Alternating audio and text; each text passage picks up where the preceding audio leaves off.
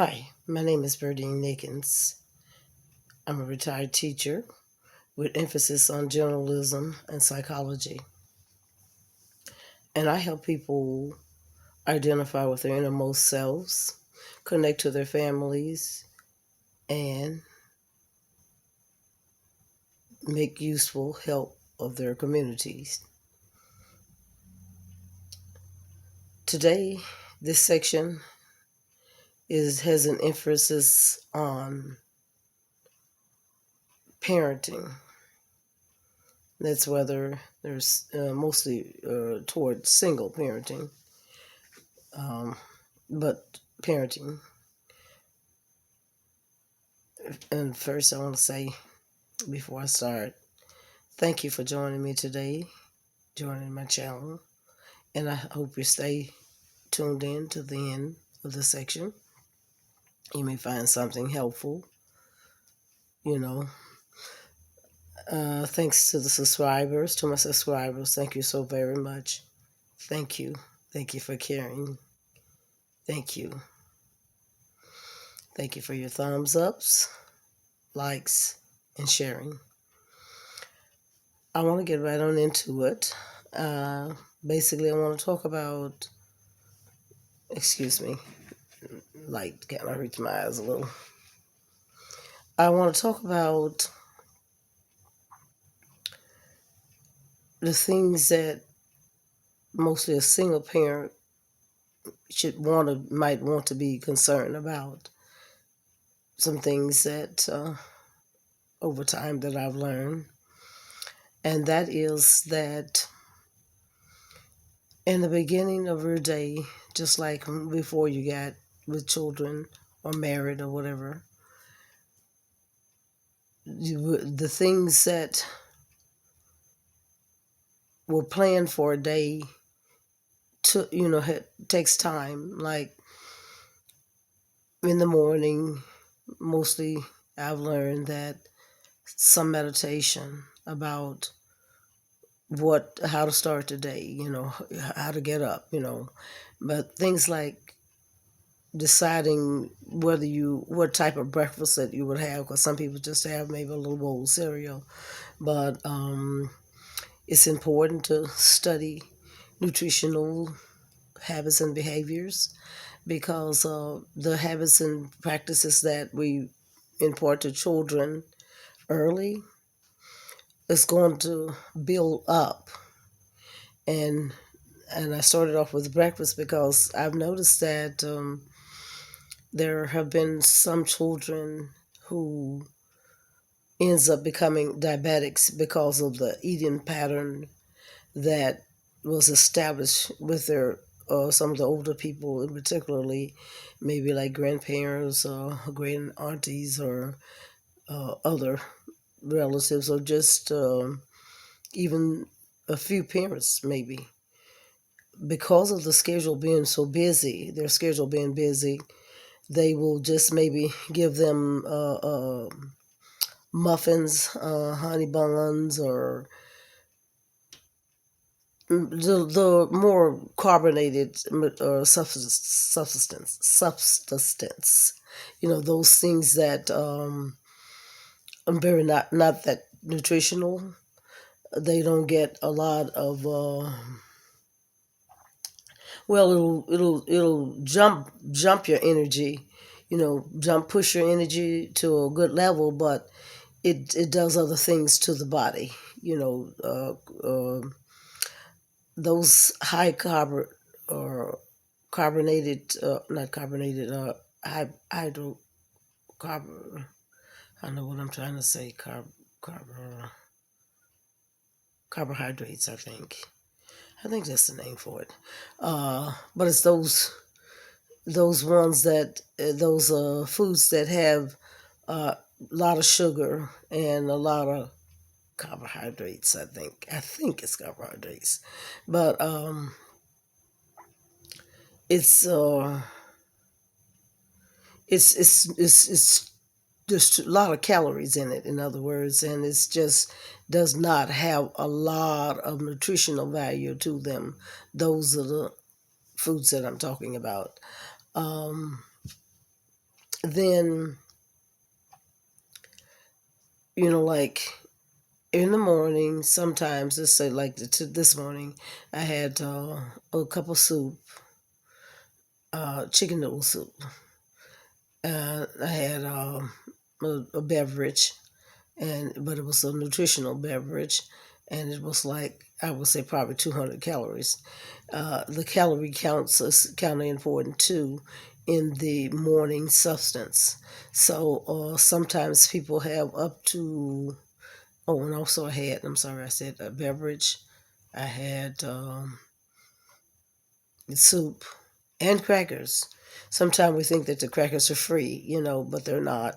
All of the calories, your body is a great calculator. It can count everything. It knows how to calculate it all. And that's something that we have to think about as well. That when we're, putting these substances in there, if there's too many carbohydrates in there, uh, and none of the other like the proteins, the uh, grains and breads, and maybe a little bit of the butter. That's not recommended these days on the food scale on the menu, um, a food pyramid scale. Um,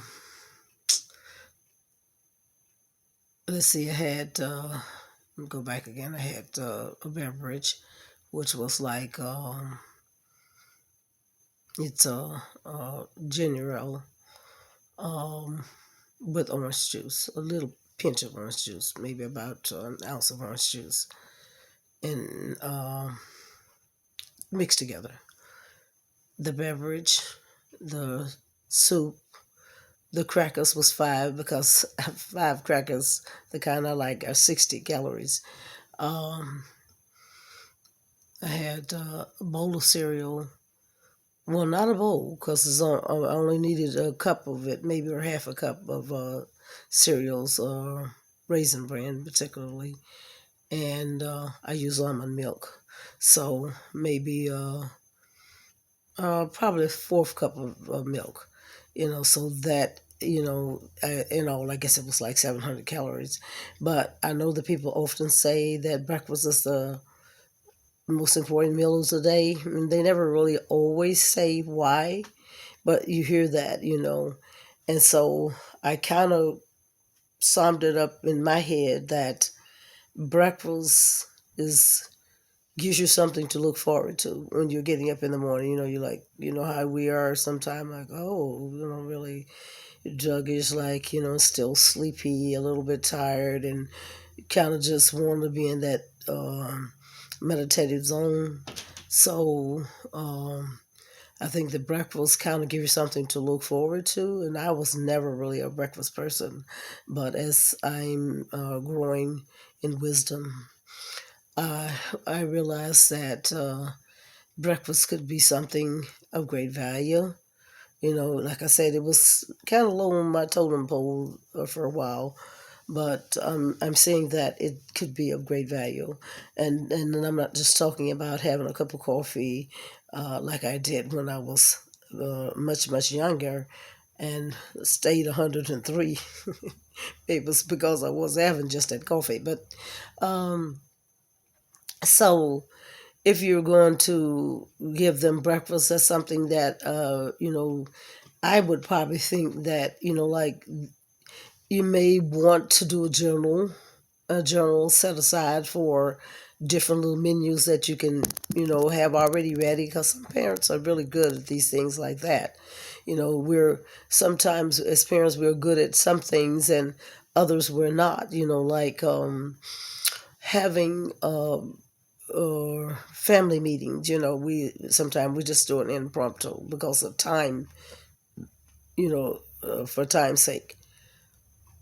Keeping well, like I said, maybe that's when we in the meditative time, one needs to set aside a time to organize how they want to do. Then they will check back periodically, like maybe once a week, once a month, to see if they're really uh, able to do what they think they want to do. Because I know if you're like me, planning hardly ever works out for me. I can plan something, and had just planned something for my vacation week off, and it just did not go the way that I had planned at all. And it's not the first time that has ever happened. So I think sometimes that when we plan something and we maybe not have considered ourselves in our planning, because I had been pretty exhausted from working two jobs anyway, and so uh, and one was really really where you had to stand 12 hours on the weekends for Friday, Saturday, and Sunday. One That's my full-time job, and so that had maybe taken a little toll on me, because I had retired and had to go back into working because of the financial needs and the changing times. But concerning back to the family, this is a focus on the family type segment, uh, which eventually it has a lot to do with your innermost self too, because your habits, values, and ideals influences the family completely, and the family is going to extend out to the community eventually, and so each individual will become a part of their community or neighborhood.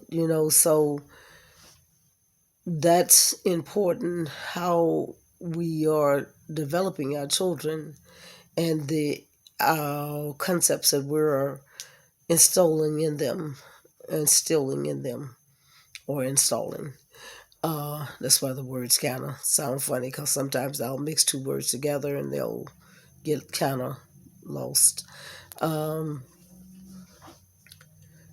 what I'm getting to on this point is, if you teach your children to eat junk because they're bored, you accidentally teach them that anytime you're bored, just eat something, and that becomes a habit, and that habit is can be destructive to the mind, to the body, and to the environment in such a over a long period of time. Uh, that's where the saying comes: the little foxes destroys the vine.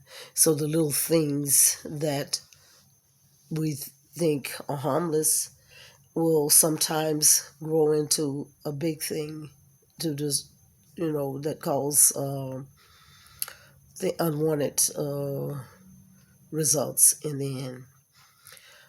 So if a good thing to teach children is how to use their hands. I bought one time for one of my set of nieces. I have lots of nieces and nephews everywhere, all over the world. I think I must be kin to everyone almost. Um, so, excuse me. I guess that's why I love everyone so much. Um, I bought the game. Well, it wasn't. It was a like a typewriter, and it had all kinds of words on it, and it's supposed to have been durable. And I won't get into why I said that, but kind of scratch that off.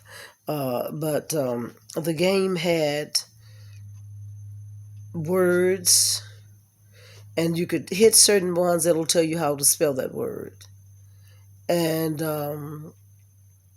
you can hit certain uh, what do they call them? Certain numbers or keys.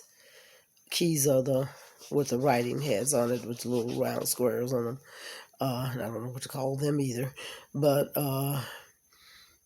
when you would type, you don't have to learn to type, but you just like when you tap it, it will say a word, and then I think sometimes a certain something you hit, it will spell the word. If you say a word, it will. I think it would type that. It was just a wonderful little thing that a child could learn to use. You know what I'm saying? And I also always come to mind about Frank Lloyd Wright, one of the greatest architectures or building person who made buildings. I guess they are considered architectures as well as builder. And but he did. His style was mostly uh, houses that are or square boxes, like sort of just plain sort of houses, but they were unique in how they were designed in some ways. Um, I think some had glass, just glass, uh, glass, you know, a lot of glass windows or whatever, and but you can look that up. Anyways, that his mother, I believe I read when I did a report in college on it, uh, that in graduate school, that he that she taught him, let him play with building blocks when he was little, and she spent a lot of time with her job. With Frank Lloyd Wright's mother spent a lot of time with him, from what I understood. But it just shows that whatever habit that children have uh, allowed to develop when they're a little, not taken away from their innate rights, that if they love, working with certain things, if it's not destructive, then, we can assist them in that. That helps them, to develop to wherever they, whatever their um, mission is in life. So, and I'm sure everyone has a mission. So, that's one thing that to think about. So far I've said, considering their nutritional meals, and and not a lot of snacking and stuff, because those snackings create problems too. Like, and many of us in the past, we always gathered so we can eat more. That was our intention, just eat. Because those were the times that the most easiest thing to do without offending anybody, or being, whatever, just it was just something easy to do, you know. Um, so, and it was fun. It's always fun to have your favorite foods, or and you want to think of the fun things that are easy, and that's one of the easiest fun things, and but some people, I think, as we get older and wiser, we'll be coming to knowledge, like having tennis or volleyball activities during our family gatherings, and running type of things like they used to have. Like, excuse me, I'm still getting over cold. By the way, thank you everyone for those prayers for me during my weekend that I was really ill. My week, it was all really a long week. It takes a cold about 10 days to subside, to go away.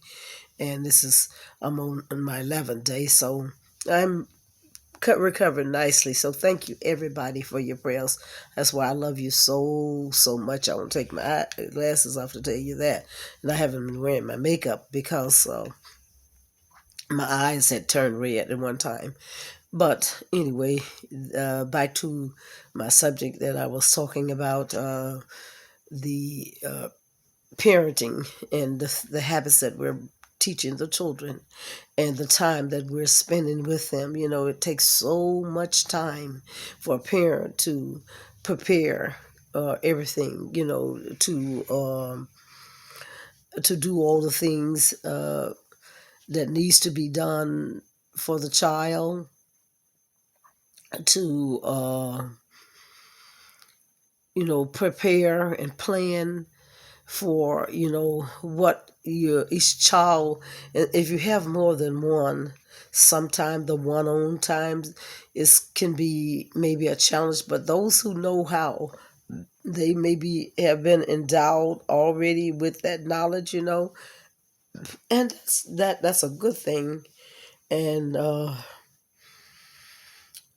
we can all still learn something else, some more things about working with children. Another thing is sometimes our schedule is so hectic, and so sometimes we may tend to get a little aggravated or a little angry with children, and we may scream or say something that we really cannot ever take back. So being prayerful and mindful. I mean, I don't even know how anyone can get through a day without a prayer. I really don't. That's why I appreciate the prayers so much. I don't know how anybody can get through a day without a prayer. I really don't, because there's so many things that are going on in our lives, and sometimes we are bombarded with so much that we are reaching out, trying to do in the community, trying to help this one and trying to do that. And we really need to take that special time for self, because you know, there's so much that we have developed over our extended times of life, our time that we've had here, whether we be 2, 3, 4, 5, 6, 7 years old. Every time, each day, that whatever we were practicing, that had become us. We have become habits, creatures of habits, people of habits, and some habits that we have developed, we have not really taken the time to analyze, why did we do these? Why did we develop a habit of drinking water, tap water? Why did we develop a habit of drinking cold water? I love the cold ice water. I mean, I just, it's just heaven to me. To me, there's nothing in the world grander than nice cold ice water. I'm just telling you, and I'm tempted to tell some jokes like I always do, so I'm gonna ignore myself and move on. Uh, and what's the joke about ice water and hell? If there's a hell. Um, but let's see here, recap a little more, because I'm kind of going back over to make sure that I'm covering the things that I kind of want to say here about the parenting.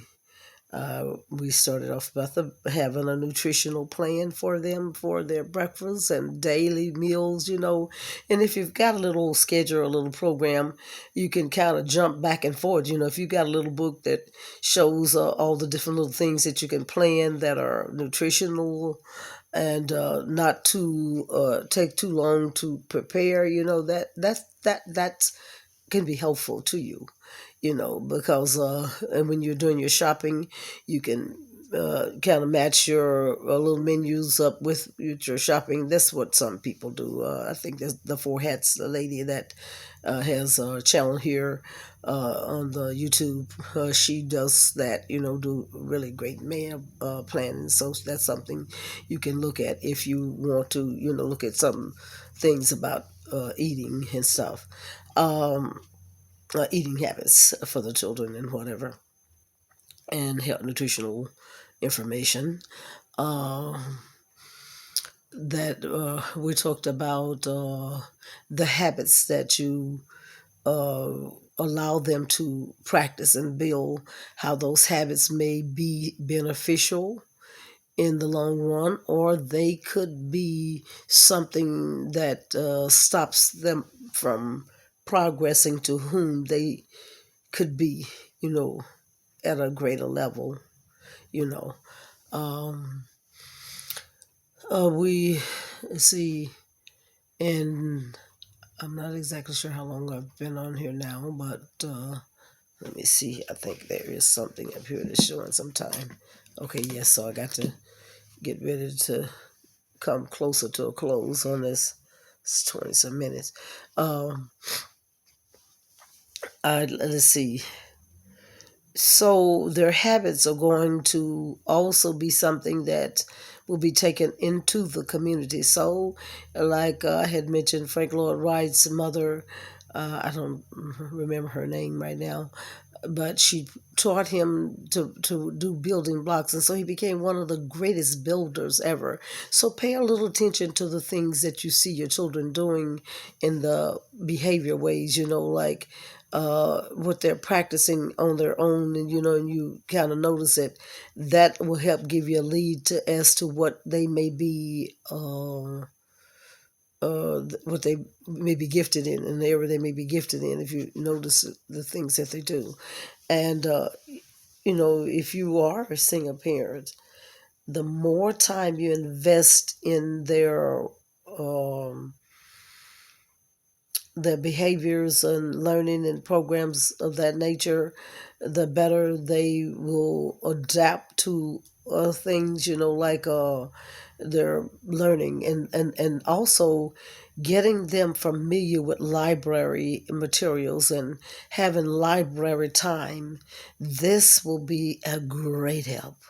Oh, every parent I know who have taken their children to the libraries and let them explore those little children books. Oh, how wonderful those children seem to be, how happy they seem to be. They learn so much from those little books, and there are other little things that libraries offer them. So if you can squeeze in once a week or twice a week or 3 or 4 times a week to that library, I think you will be doing your child the best favor ever, you know. But then that may be just because being a teacher, I you once always you never get away from it. We all are teachers in some way. We're always teaching each other, borrowing and sharing from each other. So that's pretty much it. There's a lot of stuff in between. This is general stuff, but I just wanted you to be mindful as parents to think about where you really want to be leading the family, what you really want that family to value, to um, practice. That because also I one other thought that I had wanted to share is that a lot of times when I was working with my two that I raised for a more extended period of time than others that I've helped, I I didn't consider the activities as much as I wished I had, but they, by the grace of God, they've come to be wonderful young ladies. And they just, there's a lot they learned, but there's still a lot that I wished I had taken time to teach them. Like, for instance, I taught them work all the time, but I never taught them too much about establishing business of their own. And I wished I had known that more. And thanks to Dr. Boris Watkins, that I kind of learned a lot about the importance and significance of establishing your own businesses and the advantages of it. And of course, I had a business of my own, and but I do not right now. Um, so I did learn a lot from that part, but teaching them, the children, to enjoy is a good part of it, but how much of the time do you want them to, because I always try to make fun of, not make fun, but have fun in all of the things that we do. I try to make them playful, enjoyable. Because I always think that every phase of life should be appreciated, and when you appreciate every step and every phase of it, it doesn't become laborious and trivial and just time consuming things. Anything that we do, we can make it interesting. We do the best with it, and that makes it more enjoyable. Let me check the check, see what's going on up here with the time. Okay, yeah, we're getting close to the time that I've got to shut this down. I got a lot of things to do today. Thank you again, people, for your prayers. I love you so, so very much. And I wish I could be with you a whole lot more than I have been. So let's continue to keep each other's in prayers. And I think I'm going to end this right here. This is a good moment to end the program, the segment. I hope that this helps you as parents, and it never hurts to study more about parenting. We think we know it. We don't have to take everything that we learn about parenting, but it's an important role. That's one of the greatest roles that God has given man on in life to as a parent. To be a good parent. I'm still studying being a parent, even though I'm a surrogate mother. And that doesn't mean that anybody gave birth to me, or I took birth for, because I know some people get confused when you say that. They think that you carried somebody's child and gave it to them and whatever. No, I lost uh, uh, my two birth children. I lost them early in the womb, not trying to, but accidentally. Uh, well, I don't know what it was, but it was spontaneous abortion of its own. Could have been bad habits, eating and things like that. That's the reason why I emphasize good habits, early, because bad habits has to be reversed, and when they're reversed, there's going to be a little pain, because you have to practice what you shouldn't do. Like I practiced eating when I wasn't hungry. Now I have to practice not eating when I'm not hungry. Did I say that right? Don't eat if you're not hungry. That's, but sometimes you will eat because of the energy level. So that's another thing, another story in itself. Thank you for your time. Thank you for watching. If you stay with the whole program, you're so sweet. And I love you and I appreciate you all. Until the next time, I bid you a very, very beautiful day. Have a great day. Keep smiling. Thank you. Bye bye.